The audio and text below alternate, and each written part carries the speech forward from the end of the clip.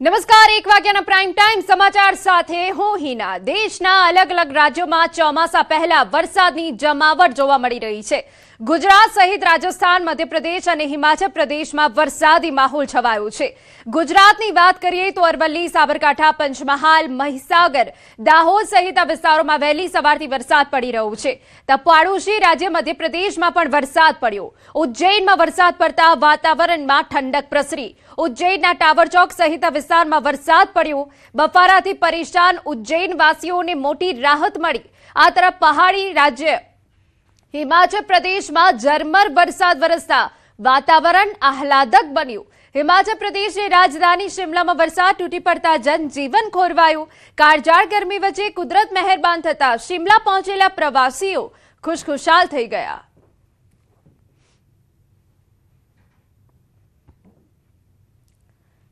કાળઝાળ ગરમી બાદ કેટલાક ભાગોમાં વરસાદી માહોલ। અરવલ્લી જિલ્લામાં વહેલી સવારથી વરસાદી માહોલ। ભારે બફારા, આગ ઓગતી ગરમીથી રાહત મળી। મોડાસા શહેર, ગ્રામ્ય તેમજ શામળાજી પંથકમાં વરસાદ। વાસેરા, કંપા, ઇસરોલ, જીવણપુર વિસ્તારમાં વરસાદ પડ્યો છે। વાતાવરણમાં ઠંડક ફેલાઈ છે। હવામાન વિભાગની આગાહી અનુસાર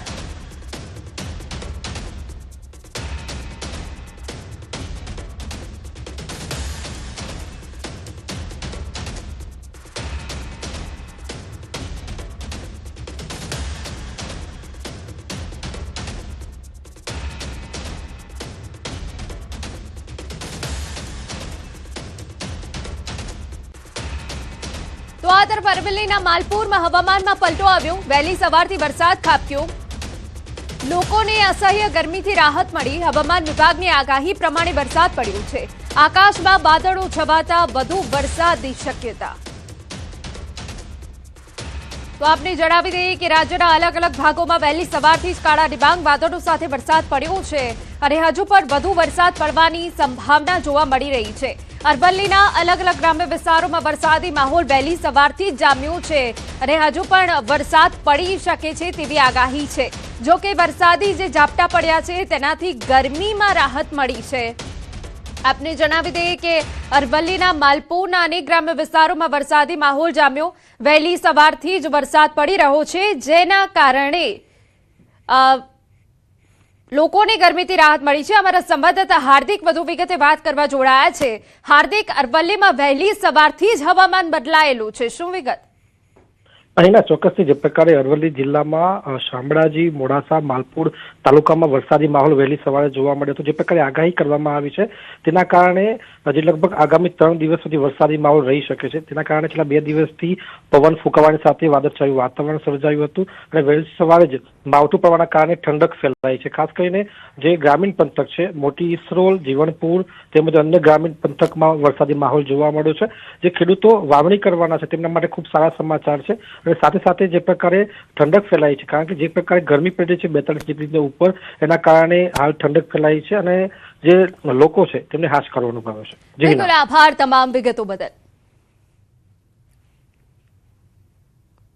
દાહોદ જિલ્લામાં વરસાદી માહોલ જામ્યો। દાહોદના સંજેલી સહિત આસપાસના વિસ્તારમાં વરસાદ પડ્યો। વહેલી સવારે પવન સાથે વરસાદ પડ્યો। વરસાદ વરસતા વાતાવરણમાં ઠંડક પ્રસરી ગઈ છે। તો તેજ પવન સાથે વરસાદી માહોલ જામ્યો છે। રાજ્યના અલગ અલગ ભાગોમાં વહેલી સવારથી વાતાવરણમાં પલટો આવ્યો છે અને ચોમાસા પહેલા વરસાદી સટાસટી જોવા મળી રહી છે। તેજ પવન સાથે વરસાદી માહોલ, જો કે જે બફારો પડી રહ્યો હતો, અસહ્ય ગરમી પડી રહી હતી, તેનાથી રાહત મળી છે।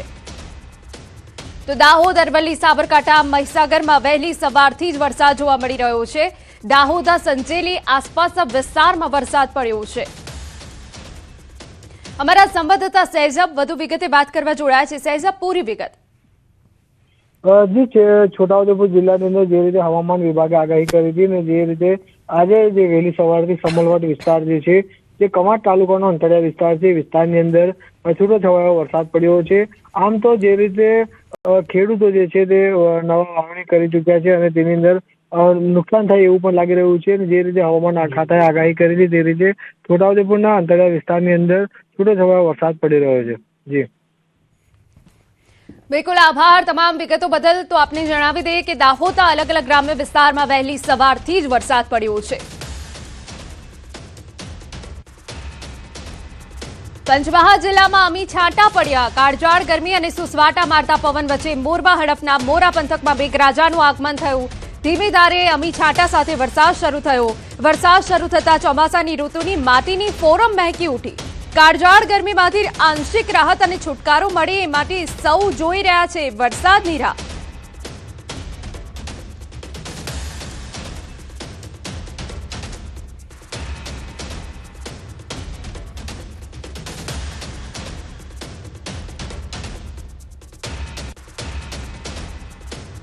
સમાચારમાં આગળ વધીએ તો વહેલી સવારથી જ વાતાવરણમાં મહીસાગરમાં પલટો આવ્યો છે. કાળા ડિબાંગ વાદળો સાથે વરસાદ પડ્યો. મહીસાગરના અલગ અલગ ગ્રામ્ય વિસ્તારોમાં વરસાદી માહોલના કારણે વાતાવરણમાં ઠંડક પ્રસરી ગઈ છે. આપણે દ્રશ્યો પણ બતાવી રહ્યા છે કે જ્યાં વહેલી સવારથી જ કાળા ડિબાંગ વાદળોના કારણે લોકોને હવે ગરમીથી રાહત મળી છે.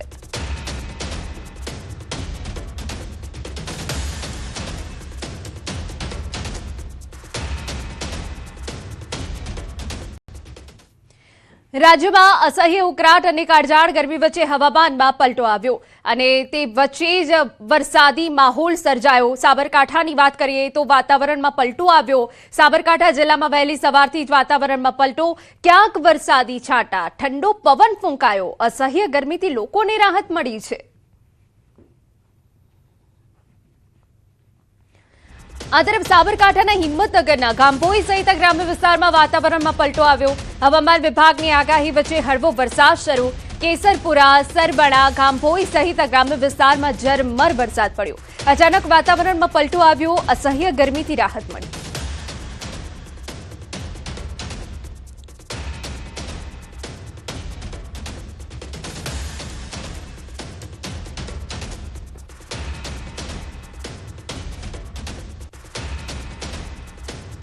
મહત્વની વિગતો મળી રહી છે કે આજથી રાજ્યવાસીઓને ગરમીથી રાહત મળશે. આજથી 4 જૂન સુધી રાજ્યમાં વરસાદી આગાહી. ગાજવીજ સાથે હળવાથી ભારે વરસાદની આગાહી. ઉત્તર, મધ્ય, દક્ષિણ ગુજરાત, સૌરાષ્ટ્રના ભાગોમાં વરસાદની આગાહી છે.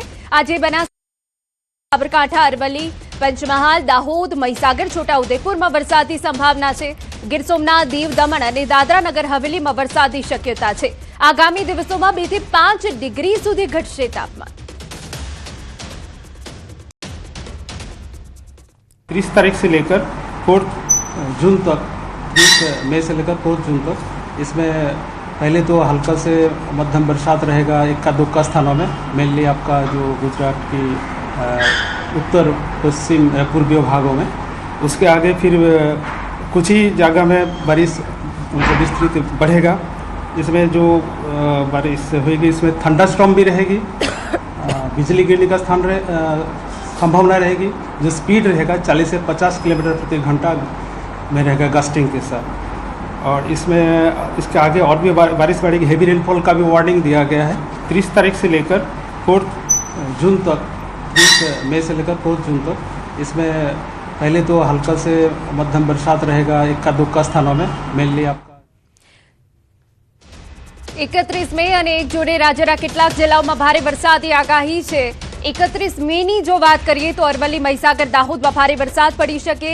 1 જૂને મહેસાણા, સાબરકાંઠા, અરવલ્લી, મહીસાગર, દાહોદ, પંચમહાલ અને આણંદમાં વરસાદની આગાહી.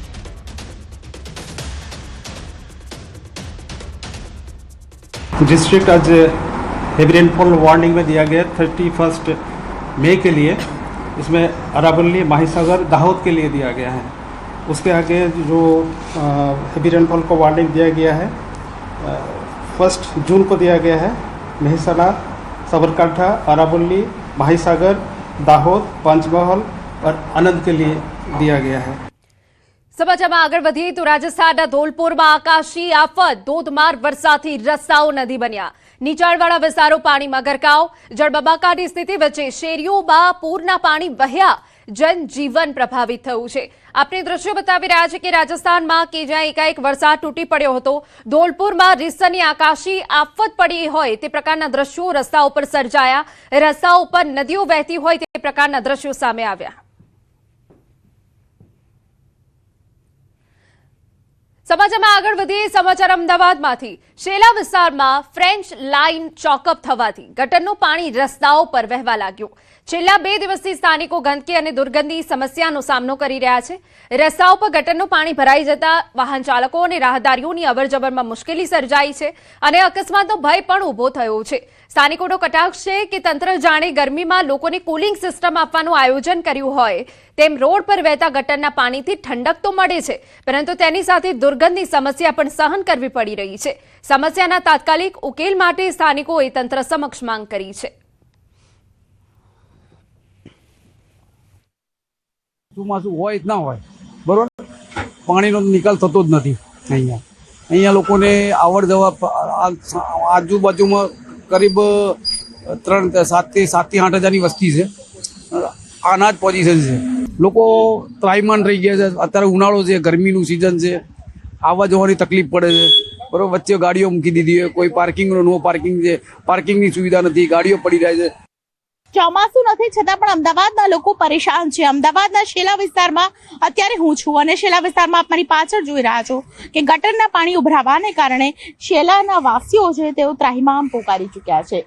આ રોડ છે મહેર હોમ્સ 4 સોસાયટી તરફનો આ રોડ છે કે જ્યાં ગટરના પાણી રસ્તા પર ઉભરાવાને કારણે લોકો પરેશાની ભોગવી રહ્યા છે. સોસાયટીમાંથી બહાર આવવું હોય લોકોએ તો પરેશાની ભોગવવી પડે છે, કારણ કે જે પ્રકારે અમદાવાદ શહેરની તાસીર અને તસવીર હંમેશા બદલાતી રહે છે ત્યારે આ પ્રકારના પાણી ભરાવાની સમસ્યાથી લોકો પરેશાન થતા પણ જોવા મળી રહ્યા છે. વિસ્તારના લોકો છે તેમની સાથે પણ વાતચીત કરીશું. ભાઈ, શું નામ છે તમારું અને આ પાણી કેટલા સમયથી ભરાય? આ 2-3 દિવસથી આ પાણી નીકળે છે. અહીંયા આમાં હાલવા એવું નથી. આવો પાણી બે કાંઠે ભર્યું રહે છે. આમાં હાલવું કેમ અમારે? કેટલા દિવસથી ભાઈ આમ થાય છે? આ 2-3 દિવસથી અહીંયા બોડ પાણી ભર્યું રહે છે. 2-3 દિવસથી. હા. પાણી શેનું છે? આ ગટરનું ઉભરાય છે. અહીંયા રોડ ખરાબ છે અને ઉપરથી પાણી પણ ભરાઈ ગયું છે અને આવવા જવામાં તકલીફ પડે. અને આ સરકારનું એક નવું સિસ્ટમ છે, આ ગરમીમાં છે ને કુલિંગ સિસ્ટમનું કામ કરે છે. આ ગટર ઉભરાય છે ને એના કારણથી આ ગરમીના લીધે ગરમી ઓછી થાય. સરકારનો યોજના છે આ એક ટાઈપની. હા, આ ગટર ઉભરાય, આ લોકો હેરાન થાય છે આના અંદર. અને આમાં જોવા મળે છે કે ને આટલી બધી ગરમી છે તો સરકારને એમ થાય છે કે ગટરનું પાણી છોડી દે તો લોકોને થોડી શાંતિ મળે, આમ કુલિંગ થાય થોડી. હા, પ્રજા પરેશાન છે. સૌથી મહત્વની વાત કે જે ભાઈએ કટાક્ષ કર્યો કે જાણે કે સરકારે કુલિંગ સિસ્ટમ રાખી હોય તે પ્રકારના માહોલ વચ્ચે અમે રહી રહ્યા છીએ.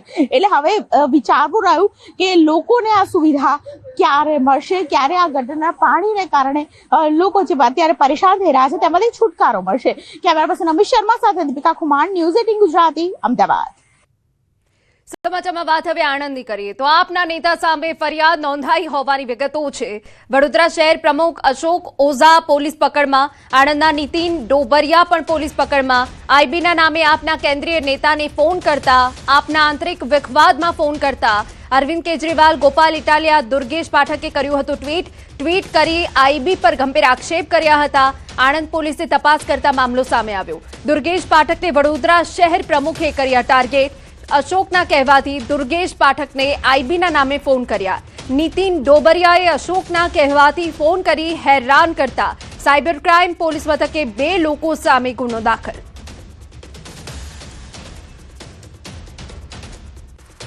એ ટ્વીટનો અર્થ એવો હતો કે કોઈ એક નંબર ઉપરથી ગુજરાત પોલીસ અને ખાસ કરીને આઈબીના નામે લોકોને અને આમ આદમી પાર્ટીના કાર્યકર્તાઓને ધમકાવવામાં આવે છે. તમારું વેરિફિકેશન કરવાનું છે, તમે વેરિફિકેશન નહીં કરો તો તમે મુશ્કેલીમાં મુકાઈ જશો વગેરે પ્રકારની ધમકીઓ આપવામાં આવેલી છે. આવી એક ટ્વીટ કરવામાં આવેલી. આ ટ્વીટમાં ગુજરાત પોલીસ અને આઈબી ઉપર ગંભીર આક્ષેપો હોવાથી પોલીસ વિભાગ દ્વારા એની તલસ્પર્શી તપાસ થયેલી છે. જે ટ્વીટમાં જે વાત છે એ કોલ છે એ કરનાર માણસ નીતિન ડોબરિયા આણંદમાં રહે છે. અને નીતિન ડોબરિયાએ આ ફોન આવો કરેલો હતો અને આ કોલ એણે બરોડા શહેરના આમ આદમી પાર્ટીના પ્રમુખ અશોક ઓઝાના કહેવાથી કરેલો હતો. સમાચારમાં આગળ વધીએ. દાહોદના સંજેલીમાં ગેસ બોટલ માટે માથાકૂટનો વિડીયો વાયરલ થયો. સંજેલી નગરમાં અરજદારો અને ગેસ એજન્સી કર્મચારીઓ વચ્ચે બબાલ થઈ. છેલ્લા 17 દિવસથી ગેસ બોટલ નહીં મળતી હોવાનો લોકોનો આક્ષેપ. ગઈકાલે સાંજે ગેસ વિતરણ ડોર ટુ ડોર કરતા સમયે રોષે ભરાયેલા કેટલાક લોકો અને એજન્સીના કર્મચારીઓ વચ્ચે થઈ હતી બબાલ. બુકિંગ કરવા છતાં બોટલ નહીં આપતા લોકોમાં ભારે રોષ ફેલાયો હતો. મોટાભાગના ગ્રામજનોના બોટલ બુકિંગ છતાં ગેસ ન મળતા હોવાના આરોપ. વાયરલ વિડીયોની ન્યૂઝ 18 પુષ્ટિ નથી કરતું. તો ગેસ સિલિન્ડરમાંથી બબાલનો આખો આ વિડીયો આપને ટીવી સ્ક્રીન પર બતાવી રહ્યા છે. મામલો બિચક્યો હતો. ગેસ સિલિન્ડર લેવા માટે લોકો રીતસરના ઉમટી પડ્યા હતા, જેના કારણે બબાલ થઈ હતી અને આ બબાલે ઉગ્ર સ્વરૂપ ધારણ કર્યું હોય તેવું આ વિડીયો પરથી સ્પષ્ટ દેખાયું.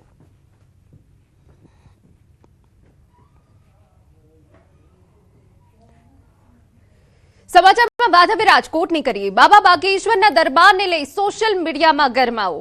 અમદાવાદના પિયુષ જાદુગરે ધીરેન્દ્ર શાસ્ત્રીને ચેલેન્જ આપી. બાબા ગરમ સળિયો પકડે તો $101 આપવાની જાહેરાત કરી. ચમત્કાર કરો અને અમદાવાદ રેશનાલિસ્ટ એસોસિએશનનું ઇનામ જીતો. પોસ્ટરમાં કરોડો રૂપિયાનું ઇનામ જીતવાની ચેલેન્જ આપવામાં આવી. 5 થી 7 જૂન દરમિયાન રાજકોટમાં બાબા બાગેશ્વર દ્વારા હનુમંત કથાનું આયોજન.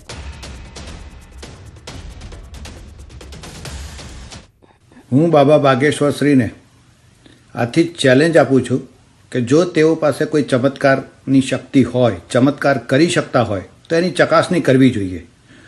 ફક્ત કહેવાથી કંઈ થતું નથી, એ સાબિત પણ થવું જોઈએ. અને જો એ ચમત્કારી સાબિત થાય અને અમારા કહેવા પ્રમાણે જો એ અડધો કલાક સુધી સ્ટવમાં સળગતા સ્ટવ ઉપર બેસીને એ પરચો આપે અને એમાં એવું સાબિત થાય કે એના કપડાં પણ દાઝતા નથી કે એની ચામડી પણ દાઝતી નથી, તો અમે $1 કરોડ આપવાનું ઇનામ જાહેર કરીએ છીએ. અને સાચા ચમત્કારી હોય તો તેને પોતાના ચમત્કારની ચકાસણી માટે મીડિયાની સામે, રેશનાલિસ્ટોની સામે જાહેરમાં આ પડકાર ઉપાડવો જોઈએ. અન્ય મહત્વના સમાચાર. ગુજરાતી રાજ્યસભાની 4 બેઠક માટે ચૂંટણી યોજાશે. વિધાનસભાના સંખ્યાબળને જોતા તમામ બેઠક ભાજપના ફાળે જશે. રાજ્યસભાના કોંગ્રેસ 1 અને ભાજપના 3 સભ્યોનો કાર્યકાળ પૂર્ણ થઈ રહ્યો છે.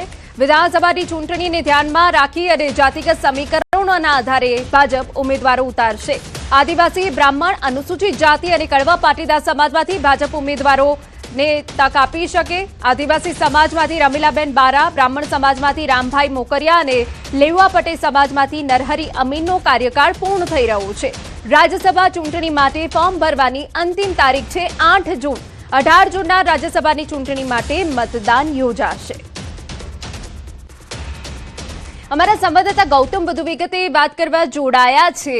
ગૌતમ, આખરે ઉમેદવારોને લઈને કયા સમીકરણો કામ કરશે? બિલકુલ, જોવા જઈએ તો રાજ્યસભાની 10 રાજ્યોની 24 બેઠકો ઉપર ચૂંટણી યોજાવાની છે અને 21 જૂને આ તમામ જે 24 જેટલા રાજ્યસભાના સાંસદો છે તેમનો કાર્યકાળ પૂર્ણ થઈ રહ્યો છે અને તેને લઈને નોટિફિકેશન આવી ચૂક્યું છે. અને તે અંતર્ગત વાત કરીએ તો ઉમેદવારી પત્ર ભરવાનો દિવસ છે અને 18 તારીખે ચૂંટણી યોજાવાનો દિવસ છે. જેમાં ગુજરાતની વાત કરીએ તો ગુજરાતની અંદર 4 બેઠકોની રાજ્યસભાની ચૂંટણી યોજાવાની છે અને તેમાં 4 બેઠકોની આ ચૂંટણી જે છે તેમાં પ્રથમ વખત એવું બનશે કે ભારતીય જનતા પાર્ટી કુલ 11 બેઠક જે છે તેમાં પોતાના ઉમેદવારોને હાંસલ કરી શકશે. એટલે કે બેઠકો જે છે તે ભારતીય જનતા પાર્ટીને ફાળે જશે.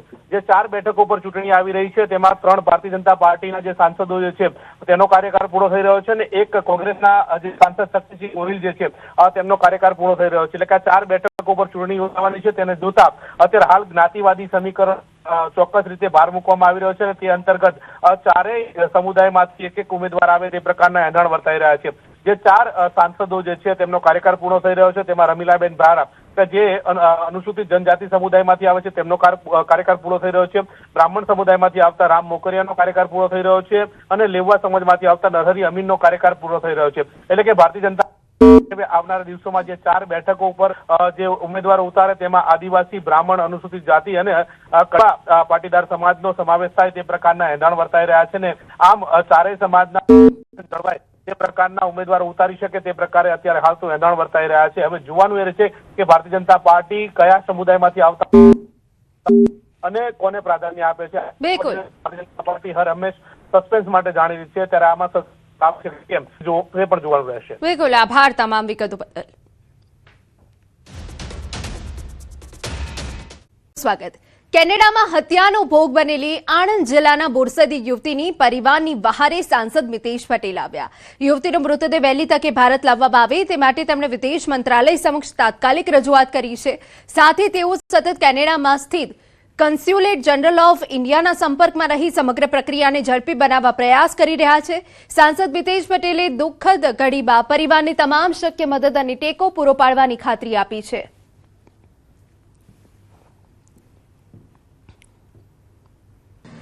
મેં આપણા વિદેશ મંત્રાલયમાં લેટર લખ્યો છે. આજે પણ વિદેશ મંત્રાલયમાંથી ફોન આવી ગયો છે કે બુધવારમાં તાત્કાલિક ધોરણે આ દીકરીનું બોડી બોરસદ સુધી પહોંચી જાય એવી એમને વ્યવસ્થા કરી આપી છે. જલ્દીમાં જલ્દી એમની ડેડ બોડી અહીંયા આવી જાય એવા પ્રયત્નો અમારા તરફથી થઈ રહ્યા છે ને. સમાચારમાં વાત હવે રાજકોટથી કરીએ. નવા મેયર નેહલ શુક્લાએ પદભાર સંભાળ્યા બાદ તંત્રને જવાબદારી અને ગુણવત્તા અંગે કડક સંદેશ આપ્યો. 72 કરોડ રૂપિયાના ખર્ચે બનેલા સાંઢિયા પુલની મુલાકાત દરમિયાન મેયર સહિત પદાધિકારીઓએ કામગીરીમાં રહેલી ખામી અને અધિકારીઓને આડે હાથ લીધા. મુલાકાત દરમિયાન deputy mayor standing committee chairman અને શાસક પક્ષના નેતા હિરેન ખીમાણીયા પણ હાજર રહ્યા. મેયર એ સ્પષ્ટ શબ્દોમાં જણાવ્યું કે જાહેર પ્રોજેક્ટમાં કોઈ પણ ખામી સ્વીકાર્ય નથી અને તાત્કાલિક રિપેરિંગ કામગીરી પૂર્ણ કરવા સૂચના આપી. સાથે ગુણવત્તામાં બેદરકારી સહન નહીં કરવામાં આવે તેવી કડક ટકોર પણ કરી. એટલે અમારી પાસે એવો રિપોર્ટ આવ્યો છે કે પુલ એકદમ રેડી ટુ યુઝ થઈ ગયો છે અને લોકાર્પણ આપણું એનું કરી દેવું જોઈએ. બધા હાજર છે. અમુક આંખે ઉડીને વળગે એવી ત્રુટીઓ દેખાઈ રહી છે જેને તાત્કાલિક દૂર કરવાની સૂચના આપી છે. જે કંઈ ત્રુટીઓ છે દૂર તાત્કાલિક કરવાની સૂચના આપી છે અને જેના દ્વારા ત્રુટી રહી ગઈ છે એ બધું અમે પેપર્સ ચકાસીને જે કંઈ કાર્યવાહી કરવાની હશે લોકોના હિતમાં કરશું. સમાચારમાં આગળ વધીએ તો રાજ્યમાં રાઇટ ટુ એજ્યુકેશન યોજના હેઠળ ખાનગી શાળાઓમાં અભ્યાસ કરતા વિદ્યાર્થીઓ માટે સરકાર દ્વારા આપવામાં આવતી પ્રતિ વિદ્યાર્થી સહાયની રકમમાં વધારો કરવાની ફરી એકવાર માંગ ઉઠી. સ્વનિર્ભર શાળા સંચાલક મહામંડળે સરકાર સમક્ષ રજૂઆત કરીને જણાવ્યું કે હાલ ₹13,675ની ચૂકવણી વર્તમાન સમયમાં પૂરતી નથી અને તેને એફઆરસી ફી અથવા સરકારી શાળાના ખર્ચ આધારે સુધારવાની જરૂર છે. સંચાલકોનું કહેવું છે કે ઘણા જિલ્લાઓમાં સહાયની બાકી રકમ અને ચૂકવણીમાં વિલંબના કારણે શાળાઓને આર્થિક મુશ્કેલીઓનો સામનો કરવો પડે છે. સંચાલકોનો વધુ એક આક્ષેપ છે કે કેટલીક વાર આઈએફએસસી કોડની ભૂલો અથવા ઈ-કેવાયસી પ્રક્રિયા પૂર્ણ ન થવાના કારણે ચૂકવણીમાં વિલંબ થાય છે. સાથે પ્રવેશ પ્રક્રિયામાં યોગ્ય ચકાસણી ન થતી હોવાથી કેટલાક અયોગ્ય લાભાર્થી પણ યોજનાનો લાભ લઈ રહ્યા હોવાનો આક્ષેપ કરવામાં આવ્યો છે. સમગ્ર મામલે સરકારને વધુ પારદર્શક અને અસરકારક બનાવવા માટે એસઓપી અમલમાં મૂકવાની માંગ કરવામાં આવી છે. જો 2025-26 ની વાત કરીએ તો લગભગ 11 જિલ્લાઓ એવા છે કે જેને 31મી માર્ચ 2026 સુધી આરટીઈ ના પૈસાની ચૂકવણી થઈ નહોતી. શાળાનો પણ વાંક હોય કે એમના આઈએફએસસી કોડ નંબર અથવા તો એની જે છે કેવાયસી કે ન થયેલું હોય એને કારણે ન ચૂકવાતું હોય. એટલે અમે એના માટે પણ સરકારને રજૂઆત કરી છે કે જે કોઈ 2 ટર્મની આપણે 2 પાર્ટની અંદર 2 હપ્તામાં પૈસાની ચૂકવણી થાય છે તો એ ટાઈમસર થઈ જાય. જૂન મહિનામાં પહેલી ટર્મ ચાલુ થાય તો મોડામાં મોડું ઓગસ્ટ મહિના સુધીમાં પેમેન્ટ થઈ જાય અને જ્યારે ઓક્ટોબર નવેમ્બરમાં દિવાળી પછી શરૂ થાય તો જાન્યુઆરી મહિના સુધીમાં પેમેન્ટ થઈ જાય તો શાળાને જે છે એ વ્યવસ્થિત રીતે પોતાનું સંચાલન કરી શકે. આરટીઈ સહાય રકમ વધારવાની ફરી એકવાર માંગ ઉઠી છે અને તે મુદ્દે રજૂઆત કરવામાં આવી છે. ખાનગી શાળાઓને હાલ મળતી રકમ અપૂરતી ગણાવી છે.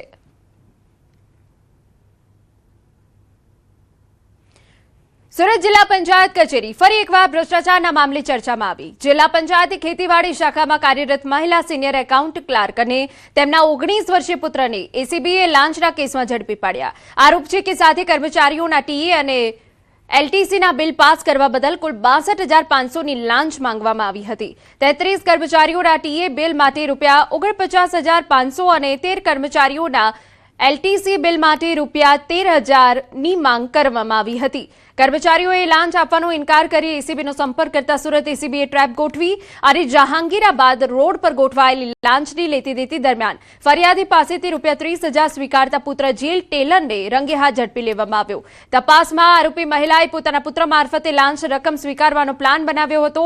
જોકે એસીબીની ટીમે સફળ ટ્રેપ પાર પાડી બંને સામે ગુનો નોંધી તપાસ હાથ ધરી. ખેતીવાડી વિભાગના કર્મચારીઓ જેઓના ટીએ બિલ તેમજ એલટીસીના બિલો મંજૂર કરવાના આવેજ પેટે 1000 તેમજ 1500 એ લેખે ટોટલ ₹61,500ની માગણી કરેલી ગત રોજ તેઓ તથા તેમનો પુત્ર જીલ ટેલર એમની અટકાયત થયેલી છે અને આગળની કાર્યવાહી ચાલુ છે. સમાચારમાં અત્યારે બસ આટલું જ. મને આપશો રજા. નમસ્કાર.